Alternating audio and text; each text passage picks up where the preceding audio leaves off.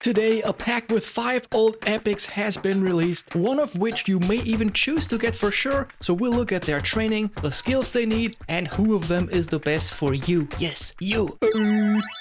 Here comes Pepe. Welcome everybody! Let's get right into this and begin with David Villa. Villa Maravilla! Goal poacher playstyle, great awareness, balance and dribbling, decent speed and also nice finishing and kicking power. I'm surprised but also pretty happy that free-to-play players may get the chance to pick him. 8 points in shooting, getting him a total of 95 finishing. 2 points in passing as they remained. 9 in dribbling because the 9th point gets us the +3 manager boost for tight possession. Also 9 in dexterity for the awareness, acceleration and balance. And finally 10 in lower body strength, which just grants us the +3 manager boost in speed and stamina. As for skills, one-touch pass, through passing and long-range shooting are a must. I'd also give him outside curler because he has only medium weak foot. Other than that, it's up to you. Any feint you like, heel trick is a good option, possibly gamesmanship or perhaps flip-flap if you want a special double touch, your choice. Next up is Wesley Sneijder. If I recall correctly, this is the card that Joao Victor has been using for quite a while. 3 points in shooting, 2 points in passing. In most cases, he really doesn't need more. If you play him super offensively, you might want to have like 2 or 3 more points in shooting, but for most people, this should be the way. 8 points in dribbling for crazy dribbling stats. 11 in dexterity to get excellent balance and the +3 manager boost for acceleration. Finally 12 in lower body strength for some speed, stamina, but especially kicking power. As for skills, he definitely needs through passing and one-touch pass. On top of that, it kinda depends how you intend to use him. If you play him very offensively to make use of his kicking power, you probably want long-range shooting and first-time shot. If you play him less offensively, interception sounds like a good option. Fighting spirit should be alright regardless of how you intend to use him. Depending on how exactly you include him in your offensive play, assuming he is very offensive, even acrobatic finishing would be a viable option. Flip-flap would be another one if you want a special double touch. Next up is Belletti. I never knew he was Brazilian. Honestly, I think this one is a bit of a sleeper. This might be the one I will choose, but I'll explain everything in more detail in the last chapter. The first build for him is a well-rounded one for either a right fullback or, if you give him a position trainer, also for a defensive midfielder. 4 in both dribbling and passing to make sure he is alright when handling the ball. 8 in dexterity and lower body strength, mainly for pace but also stamina. 4 in aerial strength to make him better in physical as well as aerial duels. 15 points in defending, getting the +3 manager boost in aggression. The second build is less balanced but more meta and focused on the defensive stats. Again, 8 in both of the pace attributes, this time only 3 in aerial strength because we need that last point for the 17th point in defending. This ramps up his defensive stats quite a lot. So for a fullback with mainly defensive duties, which is what most of the meta is about, this is really solid. On top of that, you could also use this build as a defensive midfielder. He has leg length 9, which is alright, and with almost 180 height, isn't too small either. Granted, he won't be Vieira or Zakaria, but I think thanks to his insane speed, he could be relevant in many teams. Another alternative build is this here. Since his speed is so high, we used a little bit of it as well as the last point in defending and ramped up aerial strength to 11. This not only makes him better in the air, it also grants him the +3 manager boost for physical contact, letting him push away players more easily. Whether this one or the build before is the better one will depend on who your opponent uses, but in my opinion, the other one is probably slightly better. The reason for me is, while this one's better in the air, it still will not be able to contest strikers like Van Basten or Mackay consistently. And against smaller strikers like Messi for example, the other build should always have the upper hand in aerial combat anyway. The only thing that could make this build better is if the advantage in ground duels thanks to the additional physical contact makes up for it, but I'm not too sure about that. It is possible though, who knows how it'll exactly play out. Also depends on your opponent's players. If you want, you could of course also go for some in-between build of the alternative shown here, or if you want a more defensively balanced build, go for 000888815. Did this sound like one of these kitchen knife TV commercials? Get the very last of these unbreakable diamond knives. Call 000888815. Disclaimer, please don't call. This was just a Beletti build and the attempt of a joke. I don't sell anything other than good vibes and they're for free.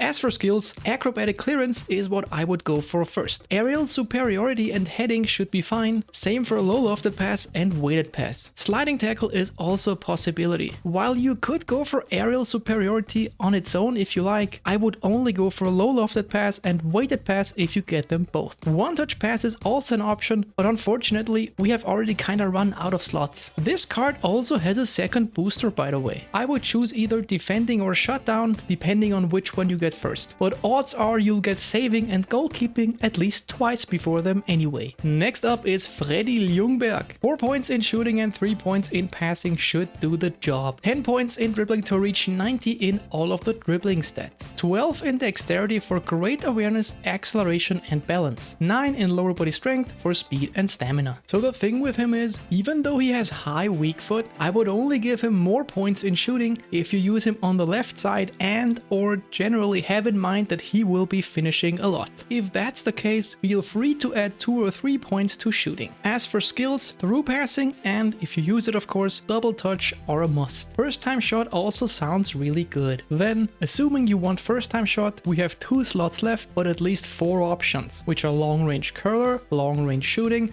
outside curler and pinpoint crossing. Sounds like a first grader song. What's this? I'm not a rapper. Which one you pick up, or if you perhaps want to pick some other feint or skill you like, is up to you and your playstyle pretty much. If you want to play him on the left and plan to cut in a lot, you probably want long range curler and long range shooting. If you want him exclusively on the right and want to cross a lot, outside curler and pinpoint crossing might be better for you. The reason for outside curler is since he's a roaming flank, as all of you probably saw in my last detailed playstyle analysis video from a few days ago, he can sometimes move into a position where he will have an easier time finishing with outside curler. The last one is Fletcher. Starting with a rather balanced build, we go for 5 points in passing, as the 5th gets us the +3 manager boost in low pass. 4 points in dribbling, similar to Beletti's balanced build, to make him a bit better at handling the ball, and the first 4 points are always the most efficient ones. 8 in both dexterity and lower body strength to make him a bit faster and get his stamina up to 97, which is pretty high. 6 in aerial to make him a bit more bulky and also better in the air. 12 points in defending to get the +3 manager boost in tackling. Now, just like with Beletti, I'll offer another build more optimized for defense. I removed the points from passing and dribbling as well as one from aerial and put them all into defending. This gives him even better defensive stats, and among these, amazing 101 aggression. He still has high 70s in ball control and tight possession, and even 82 in passing, so he will do absolutely fine. As for skills, through passing is a must, and since he has insane aggression, I'd also put trackback on him. Acrobatic clearance is also good, especially if you give him the deep line instruction. Since he has weighted pass, you could also give him low lofted pass, again especially useful with a deep line instruction. For the last skill, up to you, pick anything you like. Now to the big question, who should you pick? I mean, the obvious answer is the one your team needs most.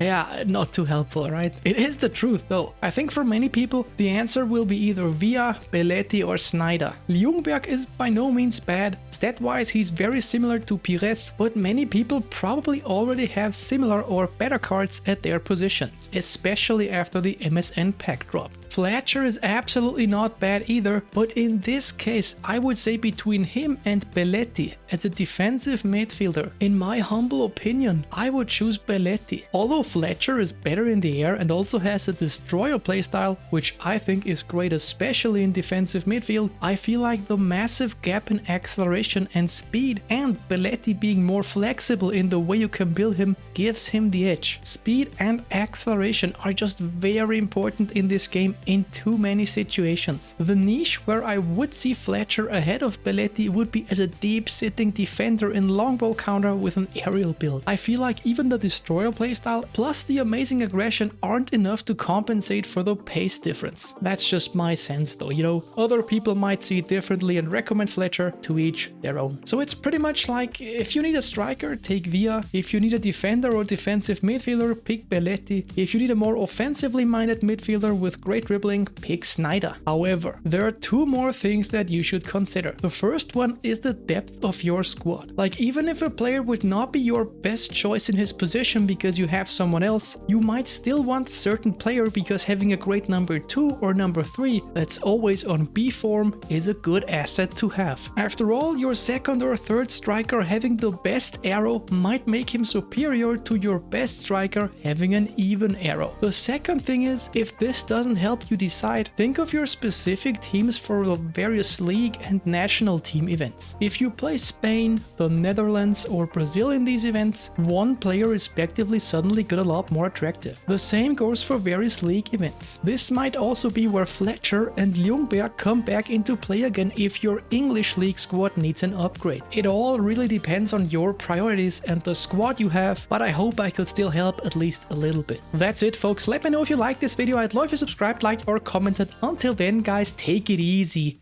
Shaka!